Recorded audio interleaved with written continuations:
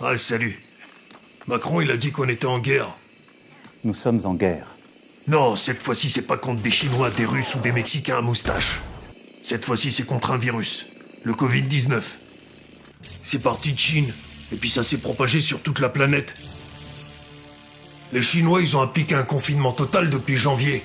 Alors que nous, en France, le gouvernement, il nous envoie sa porte-parole nous raconter de la merde. Alors d'abord, est-ce que vous avez acheté des masques pour vous et vos enfants ? Ah non, pas du tout.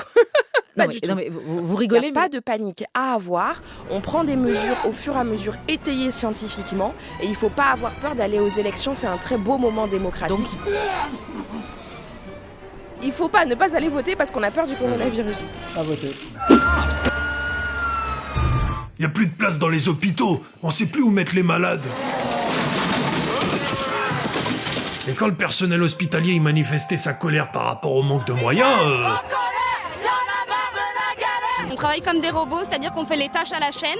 Et il y en a marre, on n'en peut plus, on est à bout, Madame Buzyn, on est à bout. Les infirmières françaises sont moins bien payées que les autres. La France arrive 12e derrière le Luxembourg, les États-Unis, les Pays-Bas, l'Islande, la Suisse, la Belgique.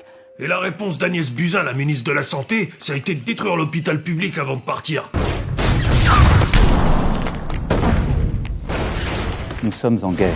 Le mari d'Agnès Buzyn, c'est Yves Lévy, l'ancien directeur de l'INSERM. Ce gars-là, son rêve, c'est d'être le chef des chauves-souris. C'est lui qui est en embrouille avec Didier Raoult, le boss de l'IHU de Marseille. Celui auquel Yves Lévy, il a fait retirer le label de l'INSERM. Le professeur Didier Raoult, il préconise de soigner les patients au début des symptômes avec l'hydroxychloroquine. À Marseille, suite aux résultats que nous avons eus, les personnes sont traitées avec l'hydroxychloroquine et avec l'azithromycine. Ce qui se passe à Marseille, à mon avis, est absolument scandaleux. On expose les gens à un faux espoir de guérison. Celle-là, elle est payée par un laboratoire américain, Gilead. Ça ne relève pas du conflit d'intérêts, c'est un lien d'intérêt. Eh ben, en attendant son lien d'intérêt, il teste un médicament contre le Covid-19.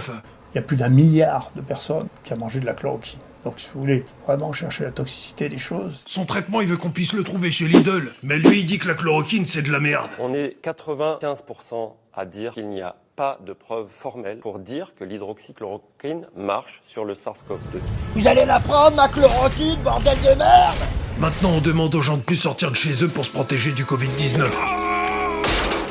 C'est la pénurie. On n'a plus de masques. On n'a plus de gel hydroalcoolique. Les chats de gouttière ont repris le contrôle des rues.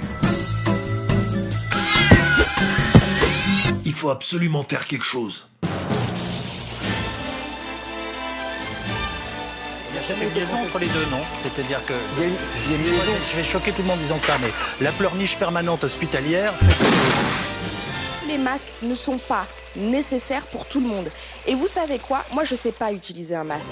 Je pourrais dire, je suis une ministre, je me mets un masque. Mais en fait, je sais pas l'utiliser. Parce que l'utilisation d'un masque, ce sont des gestes techniques précis. Sinon, on se gratte le nez sous le masque, en fait, on a du virus sur les mains. Sinon, on a une utilisation qui n'est pas bonne et ça peut être même contre-productif. Ah ouais, j'ai oublié de te dire. Le gouvernement, il pouvait faire jusqu'à 300 000 tests par semaine depuis le début. Mais nous savons que cette crise aura des impacts importants et que...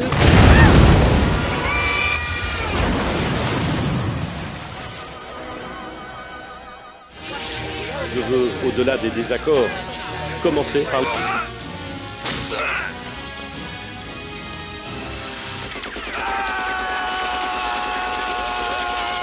Parce que la nation française est un bloc. L'État devra permettre à chaque Français de se procurer un masque grand public.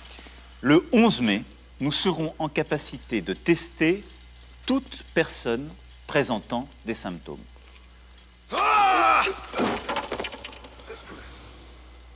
Avec toutes ces erreurs. Je crois qu'il va falloir rendre des comptes.